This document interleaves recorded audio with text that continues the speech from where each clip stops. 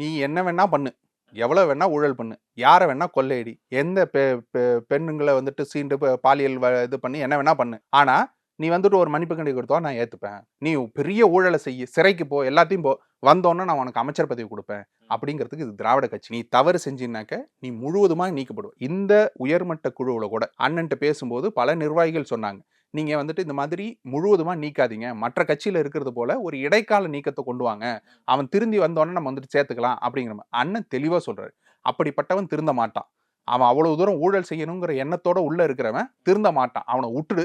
நாம வந்துட்டு இந்த இடைக்கால நீக்கம் அந்த இதெல்லாம் வேலைக்கு ஆகாது. நீக்கம்னா அவன் வந்துட்டு தவறு செஞ்சதை ஆராய்ஞ்சு நம்ம வந்துட்டு முடிவெடுத்து நீக்கிறோம் அப்படின்னா அது சரியான இதுதான். அவனை விட்டுரு, நம்ம பாட்டுக்கு பார்த்துக்குவோம் அப்படிங்கிறாரு. ஏன்னா அந்த நடவடிக்கை சரியான நடவடிக்கையா இருந்தா மட்டும்தான் நமக்கு வந்துட்டு கட்சியின் பேர் அந்த அவப்பெயர் வராம இருக்கும்.